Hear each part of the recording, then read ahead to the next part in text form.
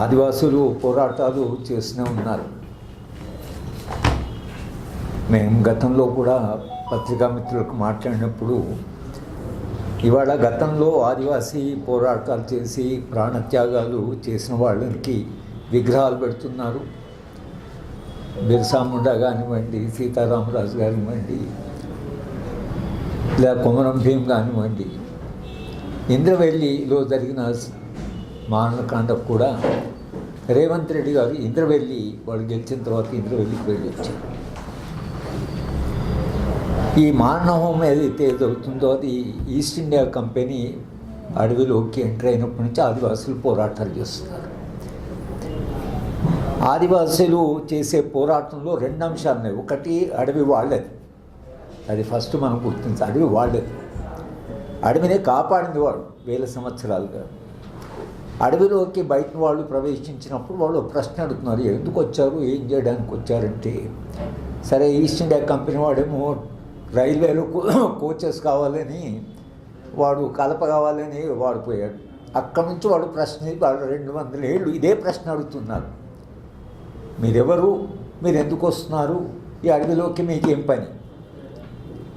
SR Shankaram గారు ఆయన Tripura chief secretary ఉన్నప్పుడు ఆయన ఆదివాసీ ప్రాంతాలు, త్రిపుర ఆదివాసీ ప్రాంతాలకు వెళ్ళి ప్రతి వారము చివర సాటర్డే సండే ఆదివాసుల దగ్గర ఉండి వాళ్ళ ఇళ్లలో పడుకునేవాడు.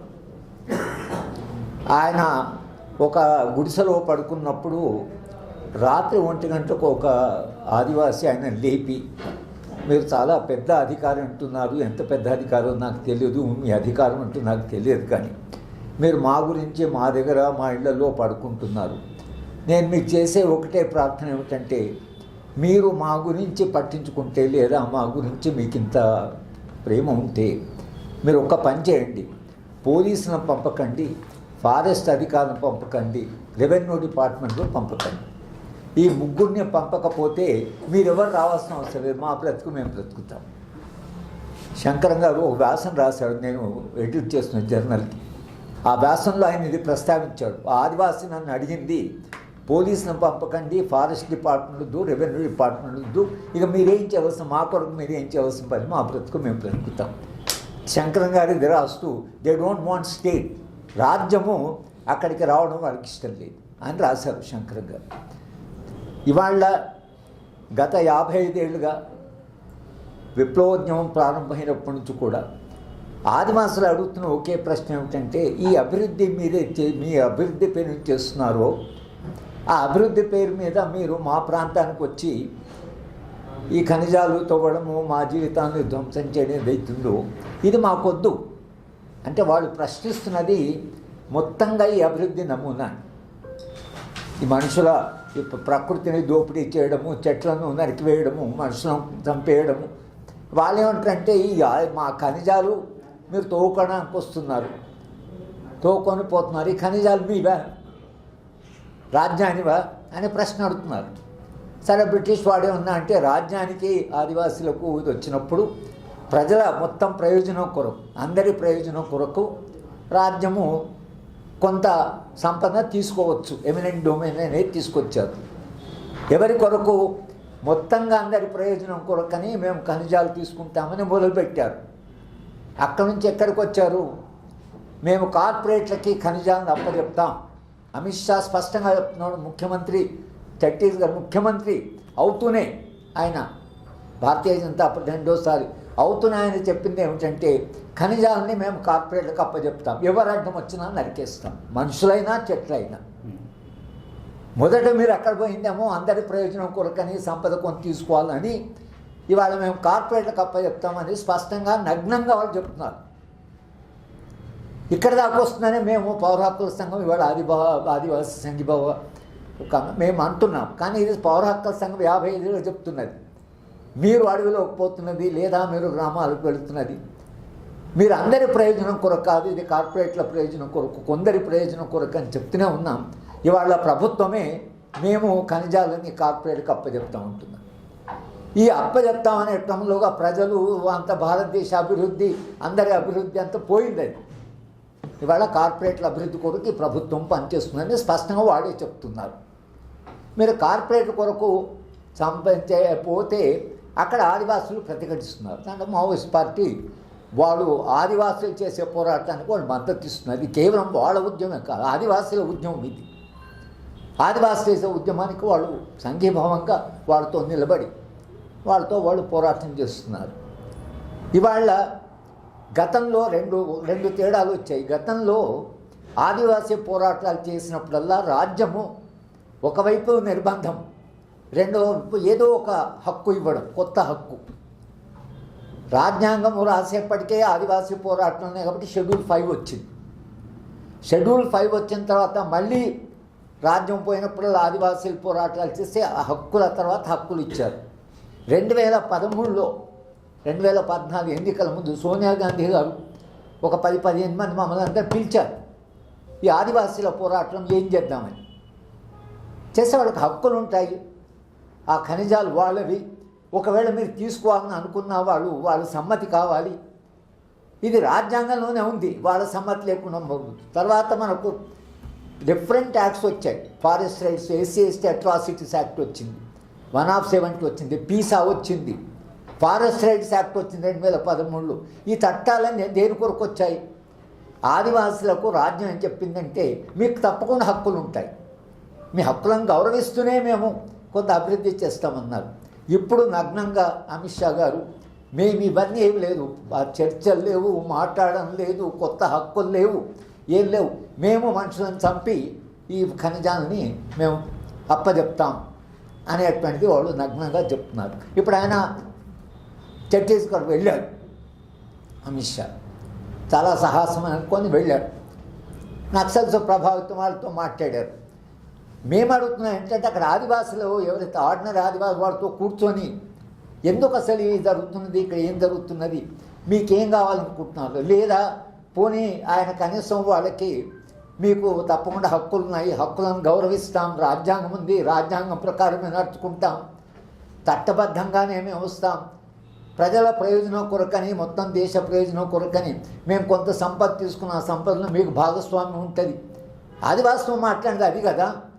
అక్కడ పోయి వాళ్ళ చేత బాధితులతో మాట్లాడి మొత్తం అంతా మేము అందరినీ ఒక ముహూర్తం పెట్టారు. ముహూర్తాలు పెట్టడం వాళ్ళ కల్చర్లో భాగమని. అది ఏంటంటే 2026 వరకు మార్చ్, అది కూడా ఏందో మనకు తెలియదు ఆ ముహూర్తము ఎవరిని అడిగి పెట్టారో. ఒక ముహూర్తం పెట్టడం ఏంటి? అప్పటి వరకు మీరు నిజంగానే మావోయిస్ట్ పార్టీని ఎలిమినేట్ చేస్తామంటున్నారు. ఆదివాసుల సంగతి ఏంటి? ఆదివాసుల జీవితం ఏంటి? మీరు ఇప్పుడు ఖనిజాలతో అవుతారు, వాళ్ళంతా నిరాశ్రయ అవుతారు, ఎక్కడ పోతారు? దాని గురించి మాట్లాడాలి కదా. ఒకవేళ మేము ఖనిజాలు తోక్కుంటే మీకేమైనా నిరాశలు అయితే మేము తప్పకుండా దానికి ఏదో ఆల్టర్నేటివ్ కల్పిస్తాం, మీకు కొన్ని హక్కులు ఉంటాయి, మీ హక్కులను గౌరవిస్తామని ఆదివాసులు వెళ్ళిపోయినప్పుడు ఆ మాట చెప్పాలి. కానీ మేము 26 వరకు మొత్తం నేర్చాము, ఉద్యమాలను నేర్పగలరు. ఆదివాసులు ఏం చేస్తారు? లక్షలాది మంది ఆదివాసులు ఎక్కడున్నారు? తోడుతుంటే వాళ్ళు నిరాశ్రయులు అయిన కొద్దీ వాళ్ళు ఎక్కడ పోవాలి? అంటే మీకు మౌలికమైన ప్రశ్న అడగకుండా ఇవాళ ఆదివాసీ సంఘీభావాసం మేమే ఉంటున్నామంటే ఆదివాసీలకు హక్కులు ఉన్నాయి, ఈ రాజ్యాంగం హక్కులు ఇచ్చింది. భిన్నమైన చట్టాలు 5-6 చట్టాలున్నాయి, పవర్ఫుల్ చట్టాలు, వాళ్ళ హక్కులను గౌరవించే చట్టాలు. మొట్టమొదటిసారిగా భారతీయ జనతా పార్టీ రెండవసారి గెలిచి, ఛత్తీస్గఢ్లో కూడా భారతీయ జనతా పార్టీ గెలిచిన తర్వాత మాత్రం భాష మారింది. మేము మొత్తంగా ఎలిమినేట్ చేస్తాం. ఇదేం భాష? రాజ్యము మాట్లాడాల్సిన భాష కదా. మీరు రాజ్యాంగం మీద ప్రమాణం చేశారు, ప్రధానమంత్రి అయితే రాజ్యాంగం మీద దాన్ని మొక్కి నిలువున మొక్కి రాజ్యాంగం ఏం రాస్తున్నది? రాజ్యాంగంలో ఆదివాసులకి ఏం హక్కులు ఉన్నాయి? మీరు అంత గౌరవిస్తే రాజ్యాంగాన్ని, రాజ్యాంగం ప్రకారం ఆదివాసుల హక్కులను గౌరవించాలి కదా. రాజ్యాంగాన్ని గౌరవించడం అంటే పుస్తకాన్ని గౌరవించడం కాదు కదా. దాంట్లో ఉండే హక్కులను గౌరవించడము, దానికి ఉండే స్పిరిట్ ఉంది, వాటిని కదా గౌరవించవలసింది. మీరు రాజ్యాంగం ప్రకారం నడుచుకుంటామన్నప్పుడు రాజ్యాంగము ఒక హోంమంత్రి మేము ఫలానా డేట్ వరకు మొత్తం అందరినీ ఎలిమినేట్ చేస్తామని అనొచ్చునా? అది రాజ్యాంగం దాన్ని పర్మిట్ చేస్తుందా? అది చట్టబద్ధ పాలనేనా? మౌలిక ప్రశ్నలు పోయి ఇది ఒక మార్పు వచ్చింది. స్పష్టంగా నగ్నంగా గవర్నమెంట్ చెప్తుంది మేము ఇది కార్పొరేట్కి అప్పచెప్తాం. రెండవది ఏం జరిగింది? సమాజంలో ఆదివాసీ ఉద్యమాలకు సంఘీభావంగా దేశవ్యాప్తంగా ఒక స్పందన ఉండేది, ఒక రకమైనటువంటి ఆందోళన ఉండేది. అయ్యో ఆదివాసులు ఇది అన్యాయం జరిగిపోతుంది అని దేశవ్యాప్తంగా మాట్లాడే ఒక పౌర సమాజం ఉండదు. ఆ పౌర సమాజం కొంత స్తబ్దత వచ్చింది. దేశవ్యాప్తంగా అసలు ఈ ప్రశ్నలు అడిగి ఏంటి అసలు మీరు చేస్తున్నారు, ఈవెన్ ప్రతిపక్ష పార్టీలు కూడా అసలు దేని గురించి వాళ్ళే గొడవలు, పార్లమెంట్ నుండి అవే గొడవలు, కానీ అసలు ఇక్కడ జరుగుతున్న మారణహోమం సంగతి ఏమిటనేది జరగలేదు. ఈవెన్ మణిపూర్లో జరుగుతున్న అన్నీ కూడా చర్చ జరగడం లేదు. మణిపూర్లో 2 ట్రైబల్ గ్రూప్స్ ఆదివాసీ వాళ్ళు చంపుకుంటున్నారు, ఆయుధాలు తీసుకున్నారు. వాళ్ళు పోలీస్ స్టేషన్కి పోయి ఆయుధాలే తీసుకెళ్ళారు. మెయితి వాళ్ళు పోలీస్ స్టేషన్కి వచ్చి ఆయుధాలు తీసుకుపోతున్నాయి. ఏం చేశారు రాజ్యం? ఆదివాసులే వాళ్ళు తీసుకొని ఆయుధాలు వాళ్ళ చేతిలో ఉన్నాయి, ఆయుధాలను ఇంతవరకు తిరిగి తీసుకోలేదు. ఇవన్నీ ఏంటి అసలు మీ పాలసీ ఏమిటి అనేది. కనుక ఇవాళ మనం అడుగుతుంది ఏంటంటే దేశంలో ఉండే రాజకీయ పార్టీలు అన్నీ కూడా వాళ్ళది ప్రతిపక్ష పార్టీలు కూర్చొని మాట్లాడాలి. ఇది ఇక్కడ ఆగదు అనేటువంటిది మా ప్రశ్న. మొదటి నుంచి పౌర హక్కుల సంగతి అంటే ఒక్కసారి రాజ్యము మనిషి ప్రాణాన్ని తీసుకోవడము, దాన్ని ఒకవేళ సూత్రరీత్యా ఏ కారణమైనా అంగీకరిస్తే అది అక్కడ ఆగదు అనేటువంటి ప్రశ్న ఇవాళ మళ్ళీ సమాజానికి చెప్పవలసి వచ్చింది. ఫ్యాసిజం రావడం ఎట్లా వస్తుంది? ఫ్యాసిజం రావడం మొట్టమొదట అత్యంతమైనటువంటి బలహీనుడి దగ్గరికి వెళ్ళి ఆ బలహీన అక్కడి నుంచి ప్రారంభమై, నేను ఇప్పుడు పుస్తకం చదువుతున్నాను. పోలాండ్లో 30 లక్షల మంది జ్యూస్ ఉంటే 1,40,000 మంది మిగిలారు. ఎంతమంది చెప్పారు చూడండి. ఇవాళ 40,000 మందే మిగిలారు. ఒక 30 లక్షల మంది జనాభా, ఇవాళ 40,000 మిగిలారు. మారణకాండ ప్రపంచంలో ఎటు జరుగుతుందంటే అక్కడ ఏదో జరుగుతుందో మనకేం లేదు, అక్కడ అట్లా ఉండదు. అది ఎక్కడి దాకానైనా రావచ్చు. ప్రపంచ చరిత్ర నుంచి మనం నేర్చుకోవాల్సిన అవసరం. ఇవాళ భారతీయ జనతా పార్టీ కానీ అమిత్ షా కానీ సంఘీభావ కమిటీ ఏం చెప్తుందంటే, మీరు వాళ్ళ ఆలోచన ఏంటి, సమస్య ఏమిటి, ఎందుకు ఈ ఉద్యోగం ఉంది, దాని మూలాలకు వెళ్ళాలి కదా. మీరు కనీసం గతంలో కాంగ్రెస్ పార్టీ కూడా ఇలాంటి పనులు చేయలేదని కాదు, కానీ కనీసం ఓ వైపు మాట్లాడేది. ప్లానింగ్ కమిషన్ సబ్ కమిటీ వేశారు. ఆదివాసుల సమస్య ఏమిటి, ఎందుకు మావోయిస్ట్ ఉద్యమం అక్కడ ఉంది, దాంట్లో ఎవరు మెంబర్సు, శంకరం గారు, బాలగోపాల్ గారు, బిడి శర్మ, వీళ్ళందరితో కమిటీ వేసి ప్లానింగ్ కమిషన్ ఒక రిపోర్ట్ ప్రభుత్వానికి ఇచ్చింది. ఆదివాసీ ప్రాంతాలను ఏం చెయ్యాలి, అభివృద్ధి ఎలా ఉండాలి, ఆదివాసుల యొక్క దాంట్లో ఎలా వాళ్ళ ఇన్వాల్వ్మెంట్ ఉండాలి. ప్లానింగ్ కమిషన్ డాక్యుమెంట్ అయింది. మన దగ్గర అయితే ఉమ్మడి రాష్ట్రంలో ఒక కమిటీ వేశారు సుధాకర్ రావుతో. నేను కనభన్ గారు పౌర హక్కుల సంఘం తరఫున వాళ్ళు రిపోర్ట్ ఇచ్చారు, ఆదివాసీ ప్రాంతాల్లో ఏం చేయాలి. ఆ రిపోర్ట్ని కంప్లీట్ బయటకు తీసుకురాలి. వాళ్ళ కమిటీ క్యాబినెట్ సబ్ కమిటీ అందరూ మా మాట్లాడి విని వాళ్ళు రిపోర్ట్ రాశారు ఏం చేయాలి మనమని. ఇస్తే ఆ కమిటీ రిపోర్ట్ కూడా బయటికి రానివ్వాలి, ప్లానింగ్ కమిషన్ డాక్యుమెంట్ బయటికి రాలి. అంటే ఇది ఏమిటి జరుగుతున్నది అనేది ఒకటి ఏదైతుందో ఇవాళ జరుగుతున్న ఆదివాసుల మీద ఏదైతే అణిచివేత ఉందో, ఈ అణిచివేత చాలా హయ్యర్ స్టేజ్కి వెళ్ళిపోయింది. అక్కడ ప్రారంభమై అది ఎక్కడి దాకా పోతుందో, అది మైనారిటీస్ దగ్గరికి వెళ్ళొచ్చు, అది భిన్నమైన సమూహాల దగ్గరికి వెళ్ళొచ్చు, అది ఎంత పెద్దన వాయిలెన్స్ చేస్తుందో మనకు తెలియదు. కనుక సమాజాన్ని మేము ఆదివాసీ హక్కుల సంఘంతో మేము అడుగుతున్నది ఏంటంటే, మీరంతా స్పందించవలసిన అవసరం. సమాజం కేవలం మా స్పందన సరిపోదు. అన్ని రంగాలు, అన్ని సెక్షన్స్ ఎందుకు స్పందించాలంటే ఇది ఆదివాసుల సమస్య కాదు, ఇది భవిష్యత్ సమస్య, ప్రజాస్వామ్య భవిష్యత్, నాగరికత హింస యొక్క భవిష్యత్తు. రాజ్య హింస ఈ కారణాన్ని స్టేజ్ దాటిపోయినాక మనం ఏం చేయలేము, మనం చూసాం. కానీ రాజ్యం కూడా అర్థం చేసుకోవాలంటే, మీకు బంగ్లాదేశ్లో ఏమైంది, శ్రీలంకలో ఏమైంది, అది ఏమైంది, జనమే కదిలి మొత్తం కలితే అప్పుడు రాజ్యం కంట్రోల్ చేయడం కూడా చాలా కష్టం. రాజ్యాన్ని గవర్నర్ అంటే ఏదో అనుకుంటున్నారు ఇవాళ నడుస్తుందని, కానీ ప్రజలే నిజంగా ఒక ప్రభుత్వం మీద మౌలిక ప్రశ్న అడిగినప్పుడు వాళ్ళంతా పారిపోతున్నారు దేశం వదిలిపెట్టి. కానీ మేము చేస్తాము, ప్రజలతో మాట్లాడతాం అనేటువంటిది లేకుండా పోయేటువంటి పరిస్థితి వచ్చింది ఆ దేశాలు. కనుక మేము ఆదివాసీ హక్కుల ఈ కమిటీ తరఫున మేము అప్పీల్ చేస్తున్నది ఏమిటంటే, సమాజంలో ఉండే భిన్నమైన ప్రజాస్వామ్య సెక్షన్స్ మీరందరూ స్పందించవలసిన అవసరం ఉంది. స్పందించి మారణకాండ రాజ్యము చట్టానికి వ్యతిరేకంగా ప్రాణం తీసుకోవడానికి వీల్లేదని ఒక మౌలికమైన విలువను కాపాడుకోవాల్సిన అవసరం. రాజ్యము ఏ పరిస్థితిలో కూడా కేవలం తమ ఆత్మరక్షణ కొరకు మాత్రమే పోలీసు వాళ్ళు ఫైర్ చేయవచ్చు, అది ఒక్కటే. అందుకనే ఎన్కౌంటర్ అంటారు. వాళ్ళు చేస్తారు ఇప్పుడు ఎదురు కాల్పులు స్పష్టంగా ఆయన చెప్తున్నాం, ఎలిమినేట్ చేస్తాం. ఎట్లా ఎలిమినేట్ చేస్తావు? అది ఎదురు కాల్పులు జరగాలి కదా. మావోయిస్ట్ పార్టీ కొంతకాలంగా వాడు 10 ఏళ్ళుగా స్తబ్దంగా వాడు ఎక్కడ యాక్షన్ చేయలేదు, వాళ్ళు చర్యలు చేయలేదు అనుకో, నువ్వు ఏం చేస్తావు? ఎదురు కాల్పు జరిగితే కదా వాళ్ళు చనిపోయేది. ఎదురు కాల్పులే లేవనుకో, అయినా మేము ఎలిమినేట్ చేస్తాం పలానా ముహూర్తం వరకు అంటే ఎట్లా చేస్తావు నువ్వు? అసలు వాడు మార్చుకున్నాను కూడా స్ట్రాటజీ, నువ్వేం చేస్తావు? ఇది క్వశ్చన్ ఏంటంటే మేము ఎలిమినేట్ చేస్తామనడం అనేది ఈ భాష, ఇది రాజ్యాంగ భాష కాదు, ప్రజాస్వామ్య భాష కాదు, మానవీయమైన భాష కాదు.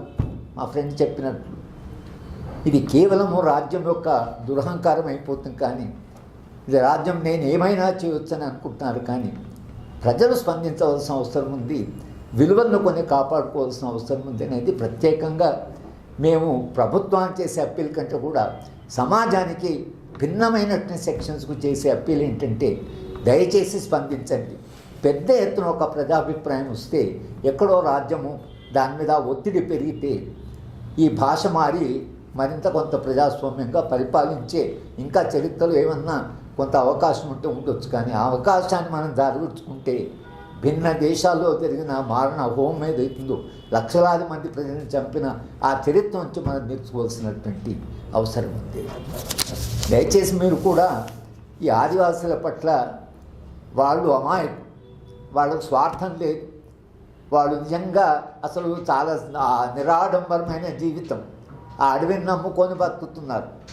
ఈ దేశంలో అలా బతుకుతున్నటువంటి స్వార్థరహితులైనటువంటి ఆదివాసుల పట్ల మనకు జాలి లేకపోతే మన లోపల మనం మనుషులుగా మిగిలమనేది కూడా మనం అర్థం చేసుకోవాల్సిన అవసరం. క్వశ్చన్